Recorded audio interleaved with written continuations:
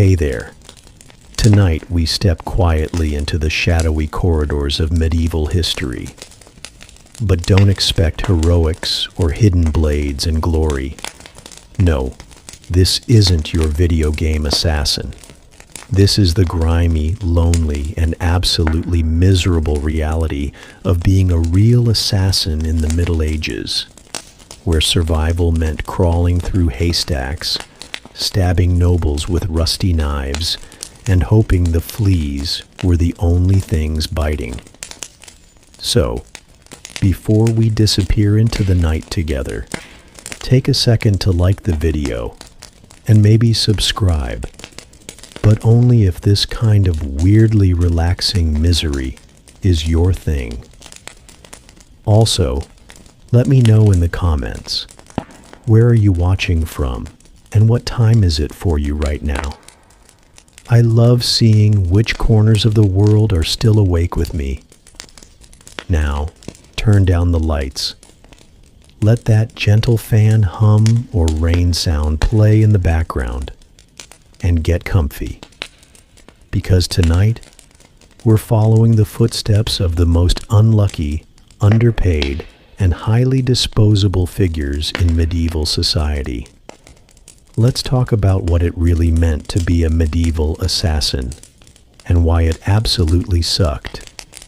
You don't begin this life with a ceremony or a handshake. You begin in the dark, cold, hungry, desperate.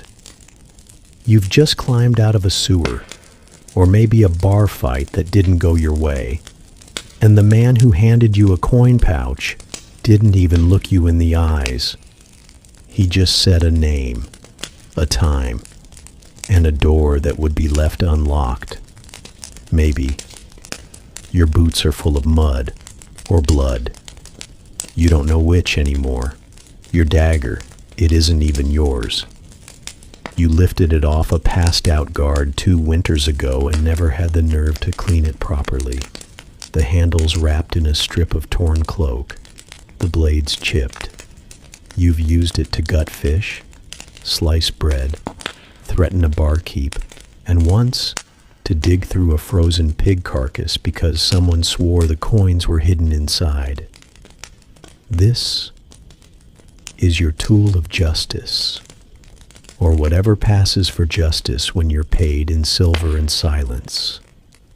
The shadows are your cloak, your comfort, your only companion. You don't wear sleek leather armor or carry throwing knives neatly strapped in rows across your chest. You wear a damp wool shirt with one sleeve too short and boots that whisper with every step, not because they're quiet, but because they're falling apart. If someone hears you coming, it's already too late. For you, no one knows your name anymore, maybe not even you. You've used so many aliases, Brother Matthias, Old Lorne, Jarek of the East Gate, that even the people who pay you struggle to remember what to call you. And that's the point. The less they remember, the less they can repeat. The job tonight? You barely asked. That's how far you've fallen. Some noble, they said. A man who's been collecting taxes like he's stocking for a personal war. Doesn't matter what he's done, only that someone wants him gone. And they picked you, not because you're the best, but because you're invisible, unimportant, forgettable. That's what makes you useful. You crouch behind a low stone wall. The castle looms above, more shadow than structure under the moonless sky. You count the guards. You wait for the gap. Your legs ache. You haven't eaten in 2 days unless you count that onion you found by the stables. This is what people don't understand. There's no thrill here. No sharp music playing in the background. Just your heart, beating like a drum in a room you don't belong in. You scale the wall with fingers numb from the cold. Every creak of stone under your boot feels like thunder. You remember what that thief told you once in a prison cart.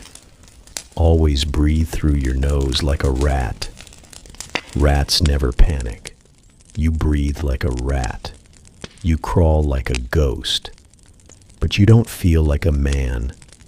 When you finally reach the chamber, you don't even feel the weight of the dagger in your hand. Your fingers have gone too stiff. The door is unlocked as promised. That much was true. Inside, the room is warm, lavishly so. The noble sleeps beneath fur blankets while embers crackle in the fireplace. There's a goblet by the bedside. Wine, you guess. Half full or half empty, depending on whether he wakes up screaming. You move. Slowly, carefully. Every step rehearsed but still terrifying. You raise the blade, steadying your hand, your breath, your thoughts. You try not to imagine his wife waking up, or a dog leaping from beneath the bed. You try not to imagine your own face, reflected in the polished silver of his candlestick. You try not to exist at all. And then, the deed is done. No music, no applause, just a faint gurgle, a twitch of the hand, and the rapid hush of your own breath as your body realizes what your mind just did. You don't stay. You never stay. You vanish like you came, quiet, unthanked, unknown. Historians still argue whether assassins like you ever worked for organized guilds, or if the romanticized tales were just that, stories. But tonight that debate doesn't matter. You're not part of a guild. You're part of a nightmare that pays just enough to keep you alive, and just little enough to keep you desperate. And somewhere, behind another locked door, another noble sips wine, unaware that his name might be whispered next. Maybe you'll be the one to hear it. Maybe someone else. But there will always be another door, another job, another chance to become a ghost again. In the shadows, no one says your name, but they still know it. Because when something terrible happens, and no one knows who to blame, they always blame the one who isn't there. You don't sleep the next night either, or the one after that. Sleep becomes something distant, like a friend you used to know. It flickers at the edges of your mind, but never stays long. Instead, you lie in barns, under wagons, behind broken statues and overgrown gardens, anywhere you can hear footsteps before they get too close. You keep your back to the wall, your eyes half open, and your blade tucked beneath your shirt, where your ribs still ache from that time you tried to mug the wrong traveler. And this is when you finally realize you're not a thief anymore. You're not even a man trying to survive. You're something else now. Something quieter. Something no one wants to make eye contact with. A butcher's son you once knew walks past you in the market. He doesn't recognize you. You were friends once. You helped him catch frogs in the creek. Now he sees your eyes and looks away like he just glimpsed something he wasn't supposed to. You tell yourself that's good, that it means you're doing your job right, that fear is armor, that being invisible is safer. But in the small hours of the morning when even the rats go quiet, you wonder if there's anything left inside you that people could have liked. The people who hire you, because now they do hire you, they never use your name. They slide coin purses across sticky wooden tables, then walk away before you can ask a question. You follow instructions written in smudged ink on bits of parchment. Black door, third bell, count to 5. Lantern out at midnight. Room at the back. Do not speak. And you don't speak. You never speak unless you have to. You learn to walk without making noise, to breathe shallow through your nose, to step only on the quiet parts of a stair. You listen to drunk guards in taverns and learn patrol routes before the coin is even promised. You smell out locks that haven't been used in years. You remember the squeaky hinge on the third window shutter in the west tower. You know what time the cook takes her evening pipe, how many seconds the wine steward leaves the cellar door open, and which stable boy naps behind the feed barrels after dusk. No one teaches you these things. You absorb them like mold in damp cloth, and still, you aren't proud of any of it. No one chooses this life. They just stop being welcome in every other one. Even the people who pretend to need you don't want you. They want your silence, your usefulness, your ability to erase problems and then vanish like smoke through a crack in the wall. But they don't want you. Not really. You notice how they never touch you, how their servants stand between you and the door, how they always give you the coin first and instructions second, just in case they change their mind and want to run. You're not a soldier. You're not a spy.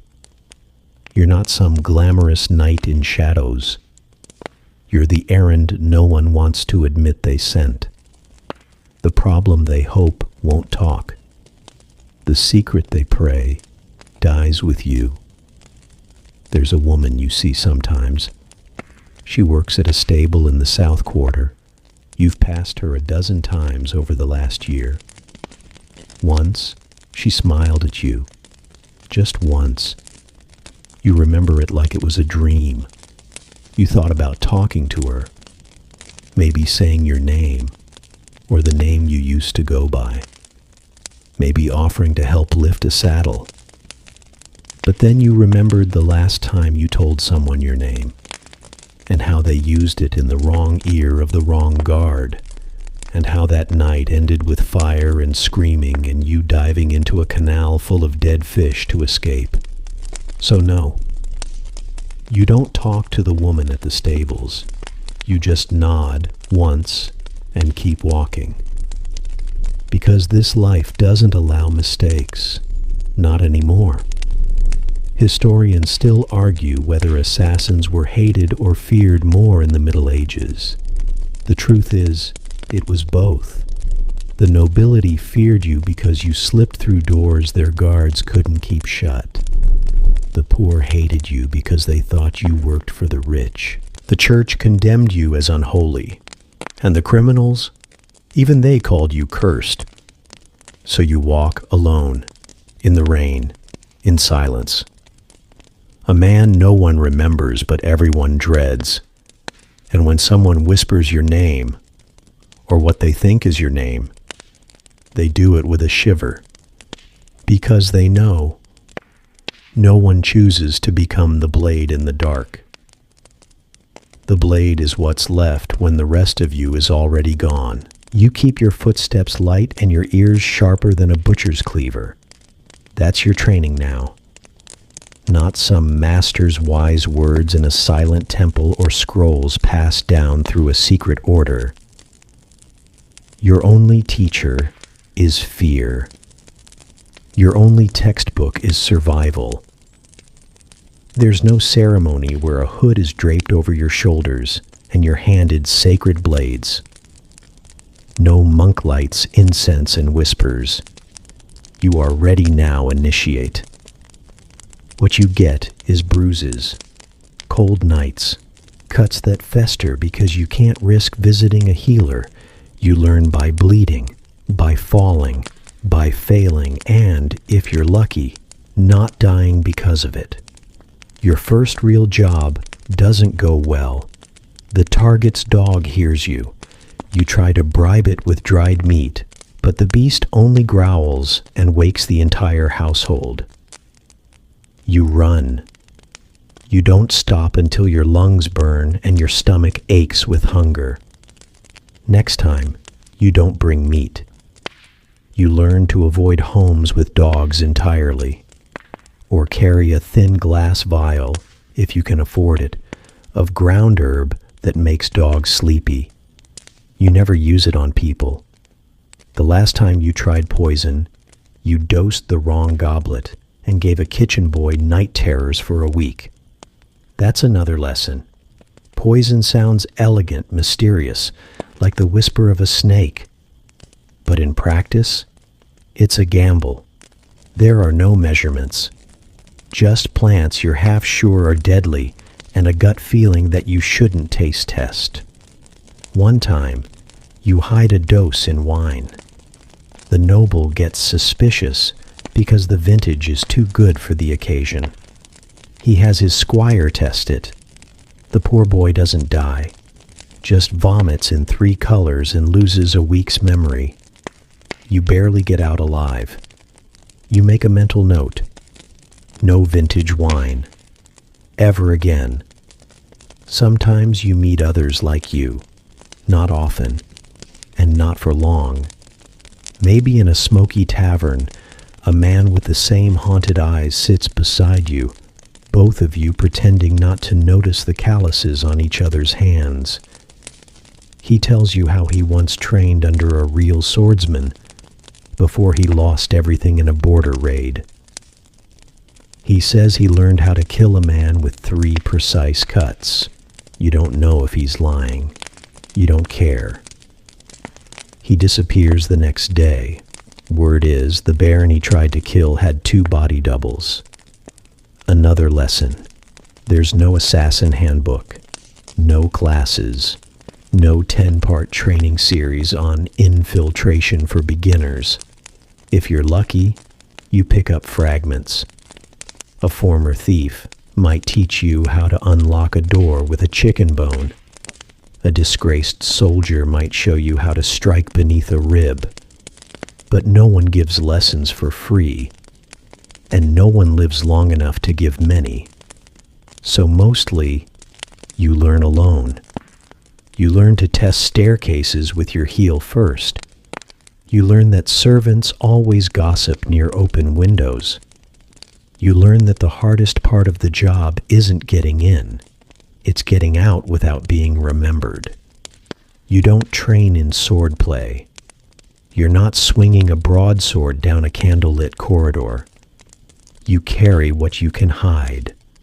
A small blade tucked inside your boot. A wire coiled behind your belt. Maybe a pebble to distract a guard, or a bit of glass to cut through rope. You can't afford armor. You can't afford mistakes. You once heard a rumor about a guild, far away in a mountain pass, where assassins trained for years before ever taking a contract. You dream about it sometimes, what it might have been like to be taught, to be prepared, to be something other than a survivor pretending to be a shadow. But you always wake up to reality, cold, alone, hungry. Historians still argue whether such schools existed, or if they were just myths spread by frightened nobles to make assassins seem like unstoppable boogeymen. The truth is far more pathetic. You aren't a ghost. You're a man with sore feet, a knife with a dull edge, and a prayer that tonight's job won't end with you dangling from a tower by your ankles. Your body is your only textbook. Every scar is a footnote. Every limp, a memory. You've stabbed through cloaks, through feather beds, through panic, and you're still not sure you're doing it right. Once, you spent 3 hours hanging from a windowsill, waiting for a guard to fall asleep. When he finally did, You dropped silently onto the floor and landed on a cat. You both screamed. That job didn't go well either, but that's how it is. That's your training. Trial, error, repeat. You know the difference between the creak of old wood and the groan of fresh timber.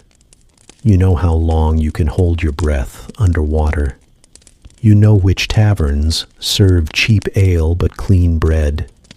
You know how to kill a man while looking into his eyes, and worse, how not to flinch when his child finds the body. You weren't trained, you were forged, in fear, in filth, in failure. And every job you survive, every door you slip out of before sunrise, is one more page in the book no one's writing, because no one wants to remember you were ever there. Coin. That's the reason, isn't it? Not justice, not vengeance, not some secret code whispered by torchlight. No.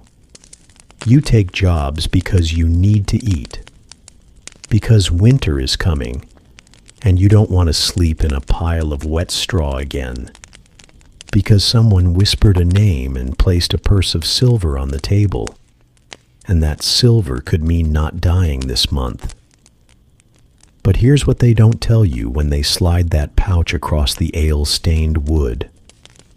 The coins don't always come, and when they do, they're often the last part of the deal. Sometimes they're cursed, sometimes they're bait, and sometimes they come right before someone tries to stick a blade in your back. See, you don't have a contract. There's no parchment, no seal, no witness, no clause that says you must be paid in full upon completion of noble blood removal. There's just a nod, a whisper, and a promise as slippery as eel oil. Half now, half later. Those words are the anthem of your trade. Half now, enough to get you moving, enough to make you hope, enough to silence that part of you that wonders if it's a trap. But the second half? That's a riddle with no answer. Maybe they meet you after, like they said. Maybe the money's real. Maybe they even throw in an extra coin for speed. But more often, they don't show at all. The meeting place is empty. The tavern chair never fills. The contact you thought you could trust is found floating in the harbor with his tongue missing. Or worse, they do show. But they don't have money. They have regret. And regret comes with a knife. Because why pay an assassin when you can erase one? Dead men don't talk. Dead men don't demand payment. Dead men can't blackmail. So sometimes you finish the job only to find yourself face to face with a second blade, this time meant for you. And it's never honorable. It's not a duel. It's not a test. It's a shove in a dark alley, a splash of wine that burns your eyes, a figure you didn't notice in the rafters, lowering a crossbow string. You survive those moments by instinct. You trust nothing. You expect betrayal. Even kindness feels like a trap, especially kindness. Once you were promised a gold coin, a full gold coin, for dealing with a scribe who'd been leaking letters from the queen's chambers. Seemed easy. Seemed quiet. You slipped into the man's home, found his bed, and waited. But he never showed. Instead, 6 guards with torches stormed the door. It was a test, not of loyalty, of stupidity. They used you to flush out a leak they already suspected. You barely made it out alive, leapt from a second-story window, rolled into a chicken coop, and crawled 5 miles in the mud just to breathe without coughing blood. You never saw the client again, but you did see your own name or a version of it, carved into a wooden plank near a gallows in the next village. The sketch wasn't accurate, but it was close enough to make you grow your hair out and fake a limp for the next 2 months. Historians still argue whether assassins were paid mercenaries or disposable pawns in political games. The answer, of course, is both. You were a tool, a blade, something people used and discarded, but never trusted and never fully paid. Even when the job did pay, it wasn't worth it. 12 silver coins. That was the most you ever got for a single job. Sounds like a fortune, right? Now deduct bribes, disguises, food, a new dagger after the last one broke in someone's shoulder, 2 nights hiding in a root cellar while the guards searched every chimney in town. Oh, and a healer who stitched your thigh in a barn and took half the silver as his fee. You were left with barely enough to buy a bedroll and a decent pair of shoes, and even then, you couldn't stay in one place long enough to enjoy the shoes. You walked all night, slept in wagons, pretended to be a mute so no one would recognize your accent, because someone, always someone, had noticed a stranger around the time Lord Talon was found slumped over his writing desk, ink still wet. And the lie you were told, that you'd be untouchable after a few jobs, that your reputation would protect you, that people would fear you enough to leave you be, that one day maybe you'd earn enough to disappear, buy land, raise goats, start fresh. All lies. No one fears you. They fear what you bring, what your presence means, that someone wants someone dead, that trouble is coming, that secrets don't stay buried. But you're nothing, just a whisper, a stain, a man no one remembers unless it's already too late. Even the coin itself betrays you. Blood money, that's what they call it. You try to spend it in a market, and the baker looks at you like he just saw a ghost. Some of the coins have markings, old family crests, faces of dead kings, minted in cities that no longer exist. You bury half of it. The rest you spend one piece at a time, never in the same place. You never count it all together. You never feel rich. Just tired. Always tired. There's a man who once paid you with a ruby instead of coin. Said it was worth more than gold. You carried it for a week. Then someone recognized the gem. It belonged to a missing merchant's wife. You tossed it in a river and kept moving. So yes, you get paid. Sometimes, but not in safety, not in peace, not in anything you can hold for more than a day. You get paid in silence, in paranoia, in the knowledge that one wrong move and the next blade might be meant for you. You get paid in lies. You'd think, hope, really, that for the kind of work you're doing, you'd be armed with something better. A legendary dagger, maybe. Something elegant and silent. Something worthy of the stories they tell in taverns. But the truth? You're carrying junk. That rusty blade you've kept tucked under your belt for 3 weeks. It was stolen off a sleeping guard who was snoring so loud you almost didn't need to be stealthy. The dagger isn't balanced. The hilt is wrapped in twine. The edge is sharp enough if you press hard, but heaven help you if it gets caught in bone. You've named it. Not because you're sentimental, but because if it's the last thing in your hand when your life ends, it deserves a name. You call it second chance. Mostly because the first blade you had snapped in half during your second job, and you barely limped away with your life. Now you carry two blades, one small, one slightly smaller, both dented, both pitted with rust. And those fantasy stories with magical weapons and clever devices? Nonsense. There's no hidden spring-loaded wrist blade, no smoke bombs, no potions that let you walk unseen through walls. There's a rock in your pouch.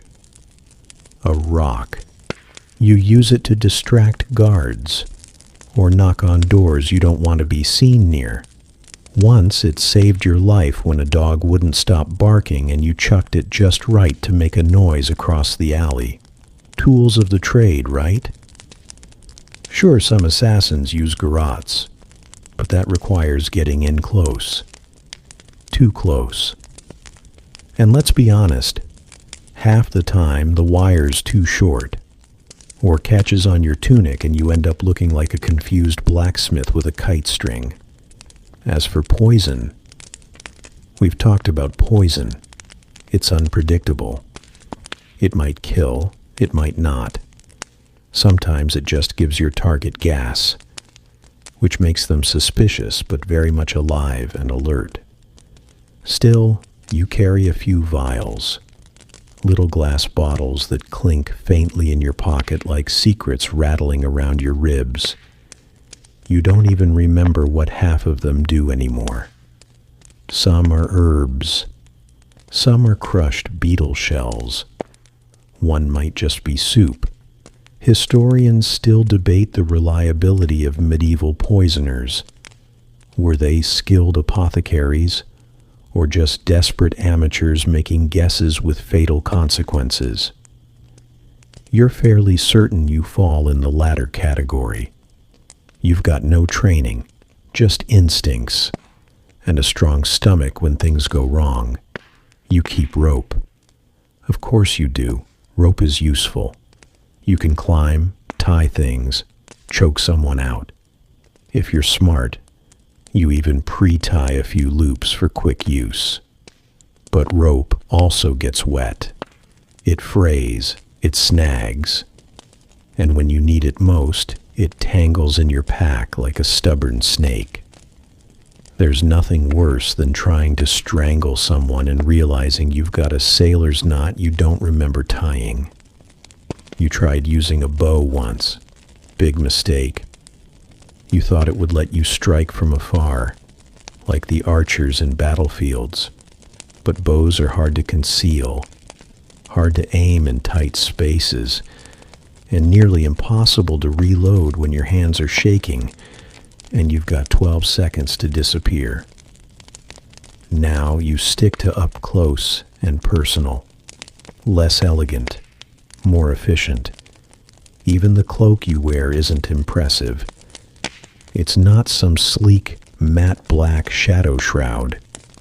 It's wool, it's heavy, it stinks. The hood slips if you move too quickly. The hem is frayed from catching on fences. But it hides bloodstains well, and that's really all you can ask from it. You've sewn little pockets into it over time. Inside the sleeve, 2 coins, a nail, and a bit of charcoal. Inside the hem, 1 folded note from a job you never took, a broken ring, and half a matchstick. None of it makes you powerful. It just gives you options. You wish you had better gear. You do. You've heard stories. A man once claimed he knew an assassin who wielded twin daggers made from obsidian, forged by a blind smith who only worked by moonlight. That assassin, he said, could kill a man so cleanly that the victim didn't even fall until the assassin left the room. You laughed. Not because it was funny, but because your dagger once broke in half trying to stab a wheel of hard cheese. And even if those legendary tools did exist, no one would trust you with them. Not a man who hasn't bathed in a week. Not a man who sleeps in sewer grates and eats crusts left behind by drunk nobles. Your tools are garbage, but they work. Most days. or at least they don't not work. And really, you don't need enchanted gear or elegant weapons.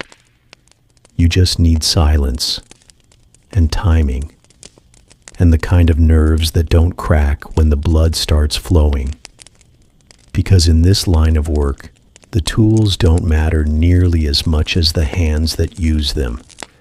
And your hands, they may not be pretty, but they know what they're doing. Most of the time. And when they don't, well, that's what running is for. No one hires an assassin to kill the baker, or the man who sharpens shoes, or the sleepy farmer who talks to his goats. No, your targets, they're the worst possible ones. Powerful, paranoid, protected. People who are hard to reach, harder to kill, and have absolutely no shortage of muscle between them and anyone with a knife. You don't get to choose your marks. They come to you wrapped in whispers. The name is always familiar. A baron, a bishop, someone with a crest, a tower, a face that's been painted into portraits. The kind of person who has their food tasted, who sleeps in rotating chambers, who has guards at the doors and dogs in the halls. Your job isn't hard because of what you have to do. It's hard because of where you have to do it and who you have to do it to. You remember your first noble target, Lord Avaric. He had a voice like honey and a fondness for crossbows. You spent 5 days watching the estate, counting steps, marking which guards rotated where and when. You mapped the servant quarters, paid a stable boy to leave a door unlatched, and when the moment finally came, you crept into the manor through the cellar. Every board creaked. The air smelled like boiled onions and fear. You held your breath. You made it to his chambers. You even saw him, asleep, vulnerable. All of it right there. And then he rolled over and looked you in the eye. You froze. You didn't mean to. It just happened. That split second of doubt, of shock, of humanity cost you the job. He screamed. The guards came. You escaped barely. You had to dive through a stained glass window, slicing open your thigh on the way out, running through thorned hedges until your lungs collapsed in mud. You never got paid for that one. You still limp when the weather turns. But you learned something that night. You're not up against ordinary people. You're trying to outthink the most well-protected individuals in society. People who know someone wants them dead and live accordingly. Castles aren't homes. They're traps. They're puzzles wrapped in stone walls and iron doors. You don't walk into a noble's keep. You slip. You fade. You beg the shadows to open just wide enough to fit through. Even when they leave the castle, a hunting party, a feast, a visit to a mistress, it doesn't make things easier. It just changes the chessboard. The guards follow. The servants notice. The air stiffens when you draw close. And you can't ask questions. That's the trick. You can't walk around asking, "Hey, what time does Lord Bremmel eat dinner?" Because the moment you sound interested, someone remembers your face. So you watch, for days, sometimes weeks. You pose as a chimney sweep, covered in soot and silence. You pretend to be a mute servant.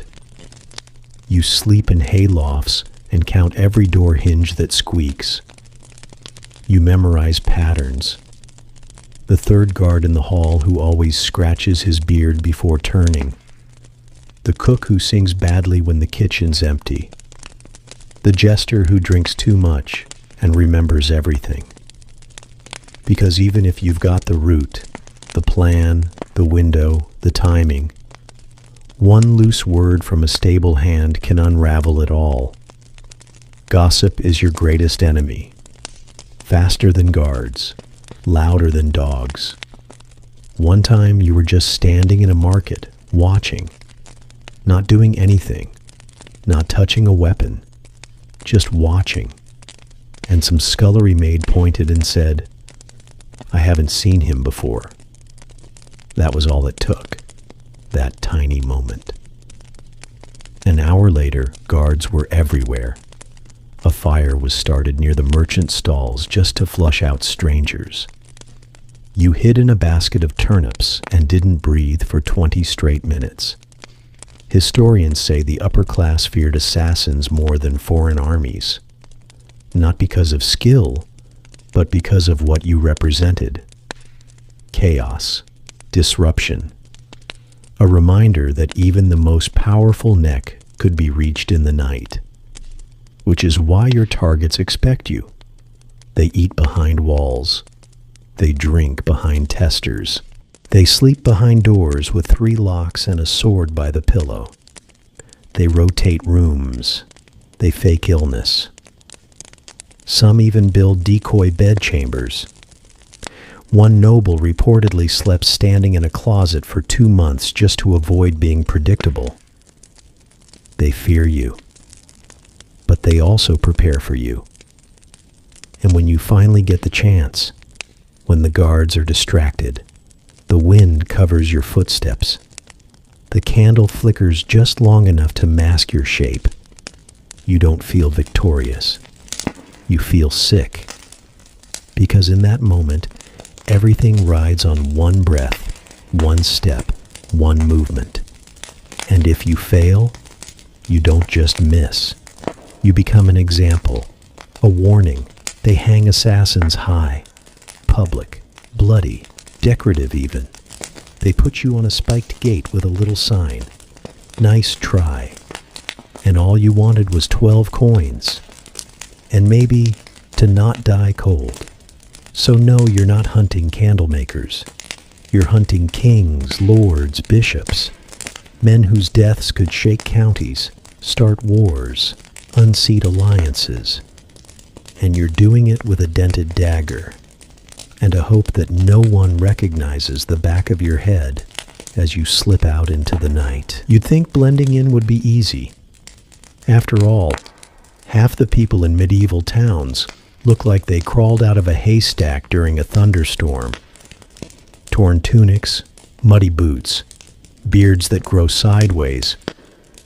But when you're an assassin, blending in isn't about dirt, it's about detail. And it's never as simple as slapping on a hood and slinking around like a sad monk. First of all, let's kill the fantasy right now. You don't have custom cloaks, no sleek leather armor, no hidden compartments, no magical face masks or potions that change your eye color. You have what you can steal, borrow, or tear off a corpse that doesn't need it anymore. Your disguise? It's usually a tunic 2 sizes too big, stolen from a clothesline behind the baker's. The boots? One fits. The other has a hole big enough for your toe to wave through. The cloak? It smells like goat, not because it was on a goat, but because it shared storage with one for too long. And still, you do your best. You smear dirt on your cheeks, rub ash through your hair, pull your hood low and hope no one notices the panic in your eyes. You practice your limp. You mumble. You carry a sack full of rocks to make it look like you're a merchant, or at least someone not worth robbing. Once, you spent 3 days pretending to be a mute candle boy. You had to keep your mouth shut while nobles shouted for light, and the cook threatened to throw soup at your head. You got burned twice and almost sneezed during grace, but no one suspected a thing. until someone asked you the name of the head servant. You didn't know. That was it. You were out. The kitchen maid who asked probably saved her whole family from being associated with you. In this job, details matter. You're not just wearing a costume, you're inhabiting a person. And people have habits, questions, expectations. If you don't meet them, you stand out. Historians still debate whether assassins relied more on disguise or timing to succeed. Some claim they blended seamlessly. Others argue they were simply lucky. The truth? Probably both. You try to blend. You hope you're lucky. You pray nobody looks too closely at your face. And let's not forget the servants. People assume they're invisible, but servants see everything. Who else knows every guest, every guard, every gooseberry tart sneaked out of the pantry? That old woman polishing the goblets? She's got eyes sharper than any knight's blade, and memory like a ledger. You once posed as a stable hand, thought you had it nailed.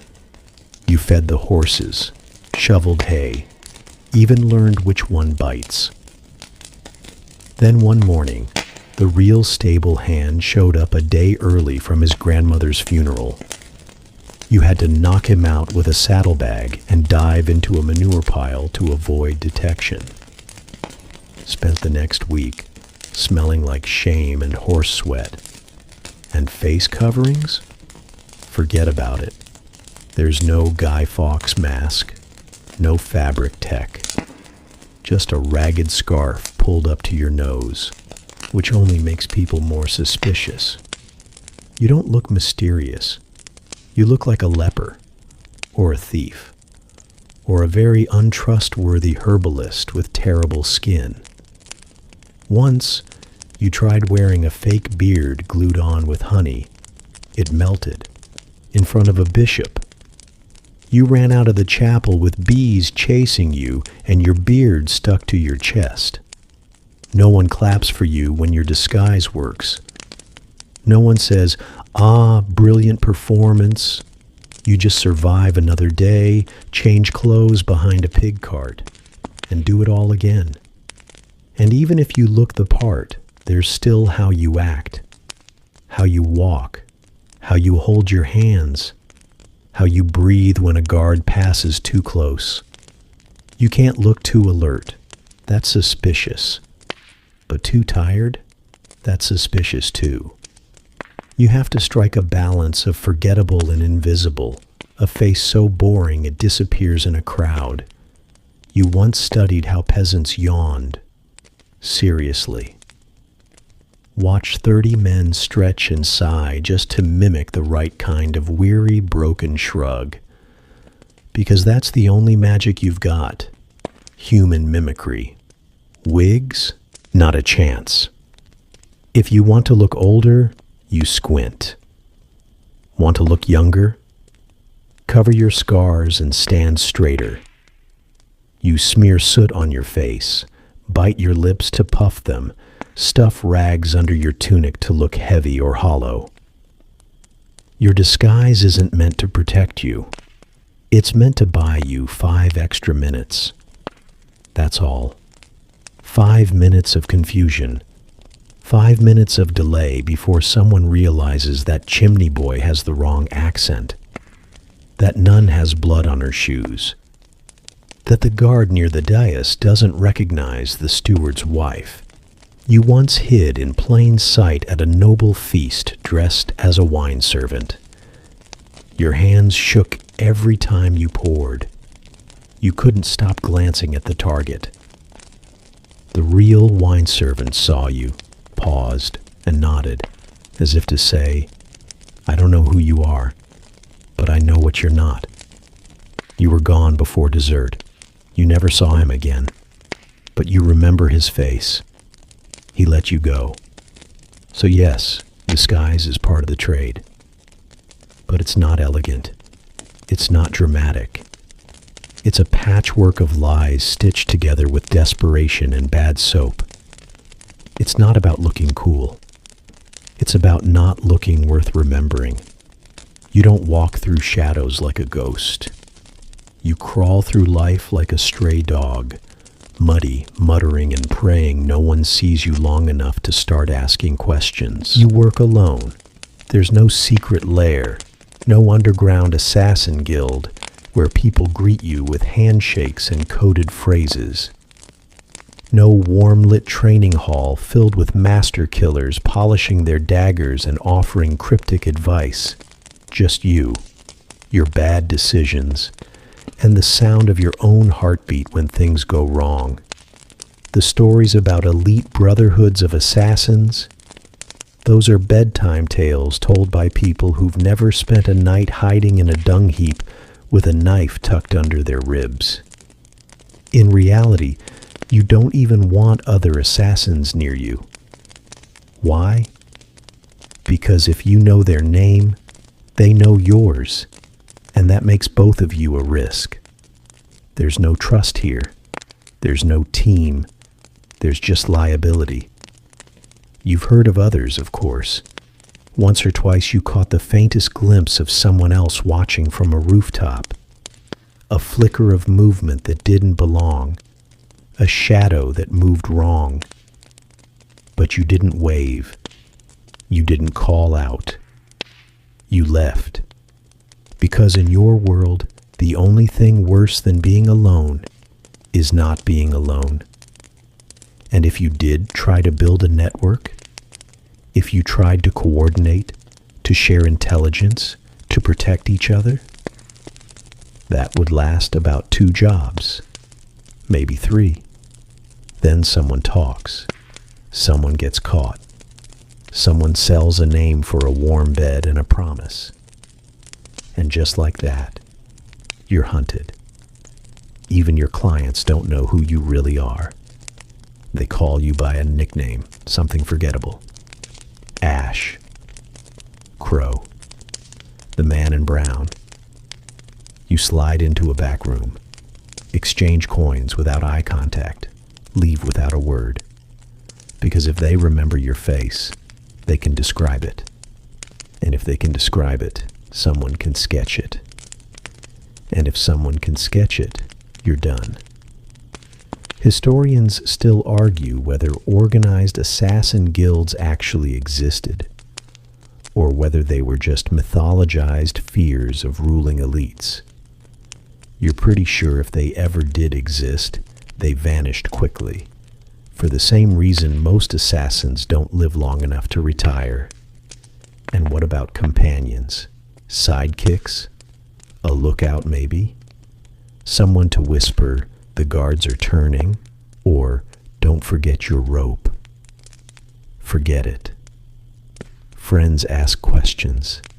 Lovers notice when you disappear for days, when your hands shake during sleep, when your cloak smells like blood and river water. They see you flinch at sharp noises. They hear you muttering names in your dreams. You once tried. There was someone, a weaver's daughter with a sharp smile and too much patience. She liked to ask questions. You lied to her for 6 months straight. Then one day, a man showed up asking about a stranger who passed through the market. She answered truthfully, didn't even know what she was doing. You were gone by nightfall, left nothing behind but a coin and a half-finished lie. You hope she's all right. You never checked. So now, you keep to yourself. You sleep in ditches. You eat alone. You don't drink unless the door's locked and your back's to the wall. You don't share stories. You don't leave marks. You burn your footprints out of memory, because every person who knows you is a thread waiting to be pulled. Even fellow criminals keep their distance. Thieves work in packs. Smugglers tell jokes. But you're the silence after the laughter. You're the one who makes people look over their shoulder. not out of admiration, out of fear, or worse, because they think you'll bring heat down on them. There was a tavern once, small place near the woods. You'd been there before. Quiet, friendly. The ale was passable. One night you walked in and saw a new face behind the counter. The innkeeper's son. He looked up, paused, and said, "You shouldn't come back here." Just that. Nothing more. You left before the drink even hit the table. You don't hold grudges. He was right. You never return to the same place twice. If someone recognizes you, really recognizes you, they might sell your name for a goat, or a warm bed, or just out of fear. Because you are not a person anymore. You're a possibility. You represent something most people don't want in their lives. Trouble, whispers, death. You're the shadow no one talks about, the story people tell when the fire's dying low. And if you think being feared gives you power, it doesn't. It just makes you lonely. That's why you stopped hoping for help. No one's coming if you're cornered. No one's watching your back when the guard turns the wrong way. No one's dragging you out of a moat when your legs give out. You get out or you don't.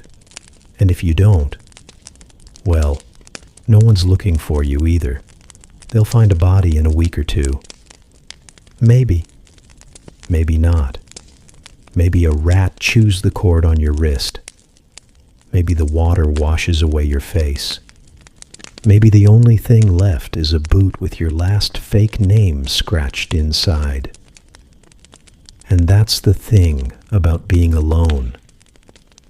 When you're good at disappearing, people don't even notice when you're gone.